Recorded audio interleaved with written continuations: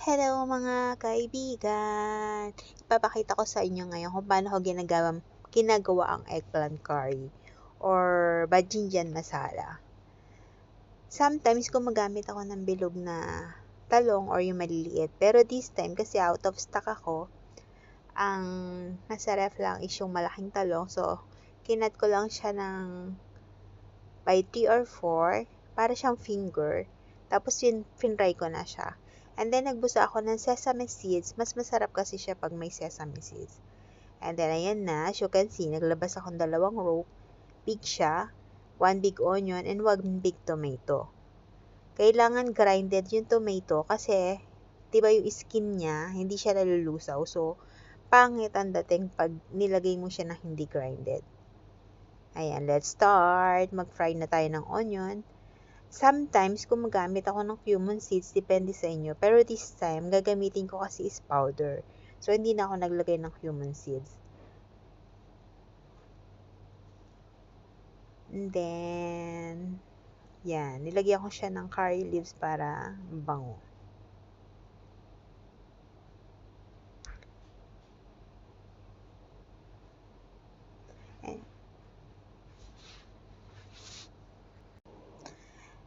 And para maiwasan ng pagiging clotted ng rope or ng yogurt, kailangan natin siyang i-mix sa other bowl.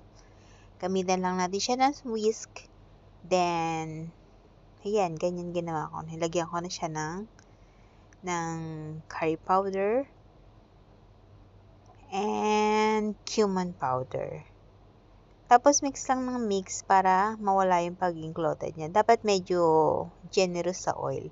Kasi mas maganda siya pag maraming oil. Ayan, nilagay ko na siya sa pan. And then, hintayin lang natin siya na kumulo. And talagang mag-soft yung eggplant. Hindi naman talagang magmi-mix dun sa sauce natin. Like, as in soft. Ganon. Yan, dahan-dahan sa paghahalo kasi baka madurog yung eggplant. Then, hintayin lang natin siyang kumulo. Hayaan lang natin siya in low heat. Pag kasi high heat siya, may tendency na masunog sa ilalim. Nilagyan ko din pala to ng dried chili.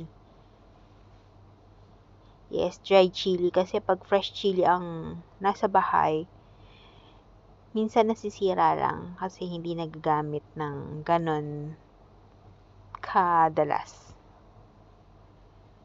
Ayan, maganda na yung texture niya. Ayan na yung final niya.